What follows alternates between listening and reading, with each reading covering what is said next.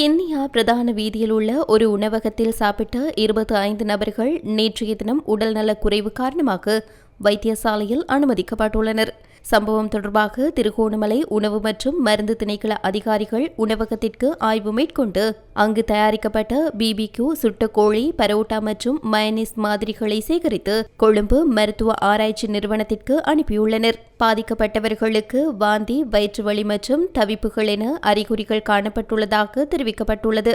சுகாதாரத்துறையின் ஆரம்ப விசாரணைகளின்படி மயனஸ் உரிய முறையில் தயாரிக்கப்படாமையும் உணவில் மாசு ஏற்பட்டிருப்பதும் காரணமாக இச்சம்பவம் நிகழ்ந்திருக்கலாம் என கூறப்படுகிறது. பாதிக்கப்பட்டவர்கள் தற்போது சிகிச்சையில் இருப்பதாக மருத்துவ வட்டாரங்கள் தெரிவித்துள்ளன.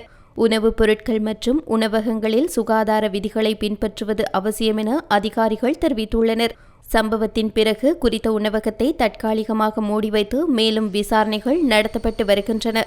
பாதிக்கப்பட்டவர்கள் கிண்ணியா, மூதூர், நிலாவெளி வைத்தியசாலைகளில் அனுமதிக்கப்பட்டுள்ளதாக தெரியவருகிறது. கிண்ணியா தள வைத்தியசாலையில் அனுமதிக்கப்பட்ட நோயாளிகளை வைத்தியசாலைக்கு நேரில் சென்று நகர சபையின் தலைவர் மஹிதி பார்வையிட்டுள்ளார். இவ்வாறான அறிகுறிகள் இருந்தால் வைத்திய ஆலோசனை பெறவும் மற்றும் பொதுமக்கள் சுட்டுக்கோழி விடயத்தில் அவதானமாக இருக்கும்படி கிண்ணியா சுகாதார வைத்திய அதிகாரி பொதுமக்களுக்கு அவதானமாக இருக்குமாறு கேட்டுக் கொண்டுள்ளார்.